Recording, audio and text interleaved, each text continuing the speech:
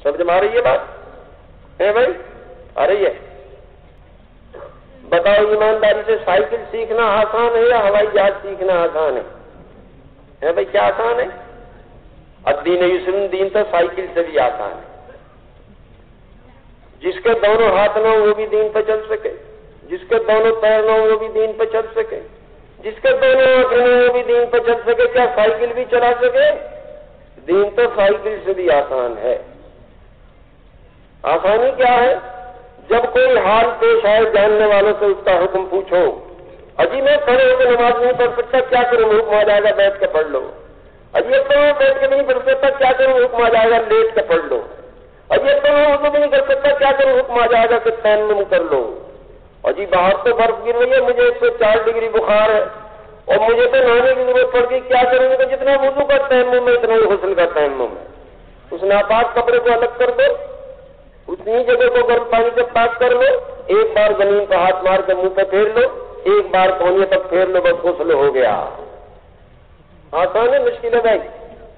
ہماری مشکل کیا ہے؟ 58-57 کی جنگ آزادی میں علماء ہمارے امام اور قائد تھے، دین کے دشمنوں نے حکمت عملی سے ان کی نفرت ہمارے دلوں میں کوٹ کوٹ کے بھر دی ہے۔ میرے جیسا ان پڑھیوں کا جی سارا فتنہ مولویوں کا، یہ ٹھیک ہو جاوے تو سب ٹھیک ہو جاوے۔ میرے بھائیوں دوستوں بزرگوں، جس دن امت کا علماء سے صحیح تعلق ہوگا اس کی ساری پریشانی ختم ہو جائے گی۔ ہو جائے گا بھائی؟ ساری پریشانی ختم ہو جائے گی۔ سچ پکی بات، بالکل پکی بات۔ ہم نیو یارک سے چلے ہفتے کی شب میں 11:50 پہ، الاسکا میں انکریج میں آ کے ہم نے ہفتے کی فجر پڑھی، پھر جاپان کے اوپر سے پرواز کر رہے تھے کہ ڈیٹ چینج ہو گئی، وہاں جا کے ہم نے اتوار کی فجر پڑھی۔ اب ہفتے کی ظہر اثر مغرب عشاء 4 نمازیں نہیں ملی۔ یونیورسٹی کے انٹلیکچوئل ساتھ تھے ہمارے، فیکلٹی آف ڈاکٹ، ڈین اور چیئرمین ڈپارٹمنٹ کے ڈاکٹر شمیم اللہ صاحب، بھائی کیا کریں؟ تو میں تو خود مفتی صاحب سے پوچھ کے چلے۔ جب یونیورسٹی کے انٹلیکچوئل علماء کے محتاج ہیں تو ہمارے جیسے ان پڑھ تو اور زیادہ محتاج ہیں۔ ہم نے حضرت مولانا ابراہیم صاحب دامت برکاتہم سے عرض کیا، فرمایا مفتی صاحب سے پوچھو، انہوں نے یہ کہا 24 گھنٹے میں 5 نمازیں فرض تھی، آپ نے ایک ہی تو پڑھی، 4 قضا کرو۔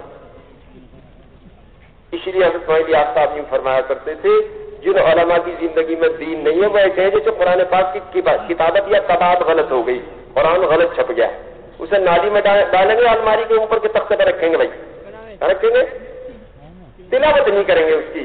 اکرام تو علماء کا ہر حال میں کیا جائے گا، اتباع نہیں کریں گے، کیا نہیں کریں گے؟